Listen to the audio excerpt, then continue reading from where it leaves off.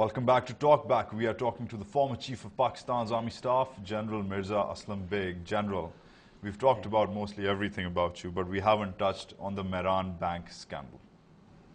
For the benefit of our viewers, the scandal involved 140, or according to some people, 150 million rupees being disbursed via the ISI to political opponents of the Bhutto government. Would you agree? Yes, I mean, Okay. This whole thing is on record, the Supreme Court of Pakistan. Well, we did check those records. Right. And we have a deposition from you, which you made to the Supreme Court. Right. Now, in clause 2 of your deposition, you said that further proceedings in this matter shall be detrimental to the interests of the armed forces rather than helping it. Why is the issue detrimental?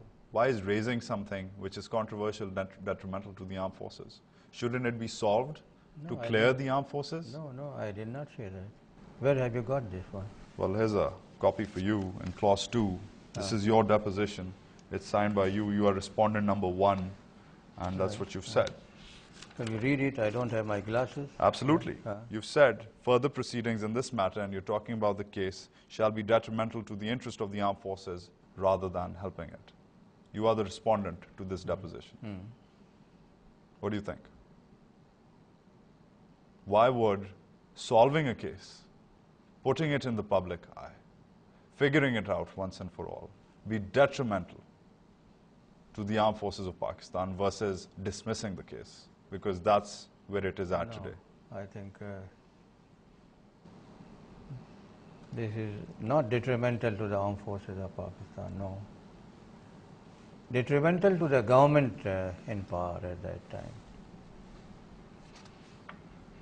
General, you've said it in your own deposition. Well, I mean, if I've said it, then there is some mistake in my saying. We even highlighted that, it for you. Yes, you are right. That detrimental to the armed forces of Pakistan, no, because this case must be investigated, and this is what I said at the end of the proceeding. Not only that, this case must be completely followed up, and those who are the recipients of the funds, they must be told, which was brought on record. It is on record, everyone who received out of it. And then I said the role of the ISI. It must be determined. So you go back on your deposition? Is that what you're saying? You disagree with your own deposition? I disagree. Because if I said that, that was wrong. Because it was no reflection on the armed forces of Pakistan. Armed forces of Pakistan had nothing to do with it. It was the ISI which had the role to play. It was the ISI we received the funds. It was the ISI we distributed the money to various people for their own purpose. So it had no reflection on the armed forces. General, there's a couple of contradictions here which I'd like to bring up. In fact sheet 10, which is in the following pages, you've said in your deposition that it is in the knowledge of the answering respondent that it was practiced with the ISI to support candidates during the elections under the directions of the chief executive of the government. Right.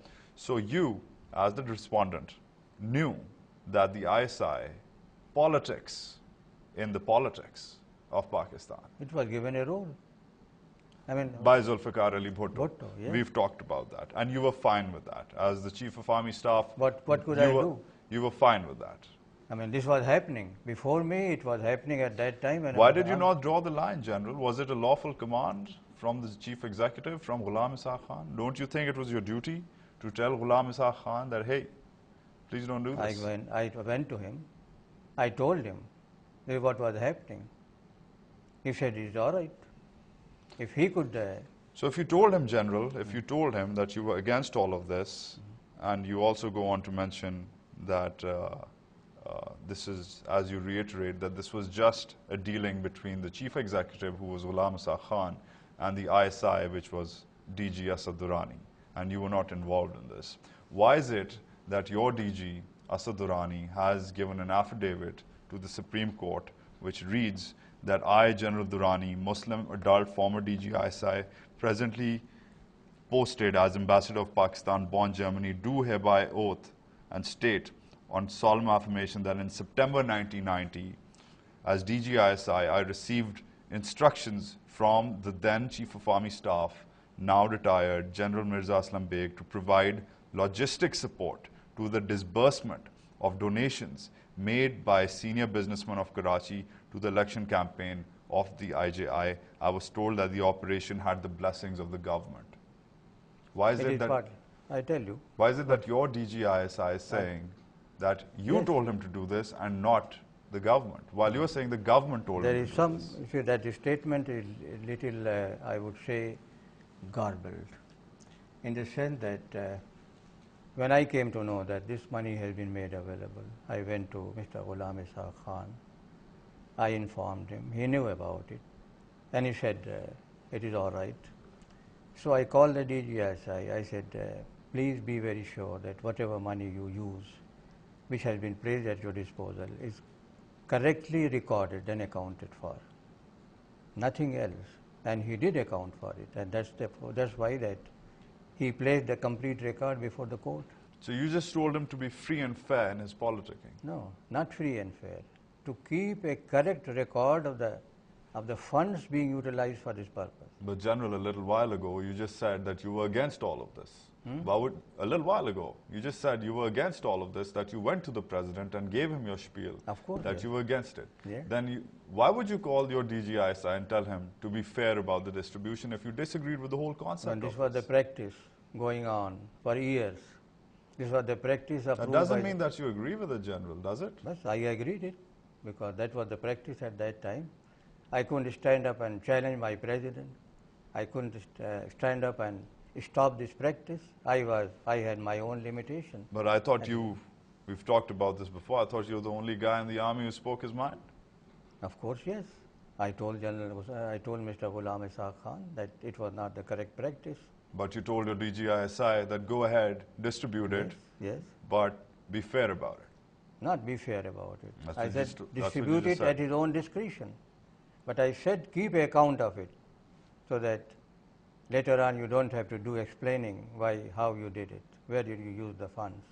But General, in your deposition, you're saying that the government and him were dealing directly with each other, that you were just kept in the loop, but not operationally in the Right. loop. You were just Right. informed. Right. That's what your deposition says. Right. Right. Your DG says that you were the one who told him to start all of this. That's what I And said. that That is the garble there. So your DG is lying.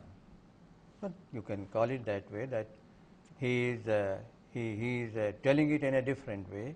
I told him to keep a complete, correct account of all the funds that were used under this purpose.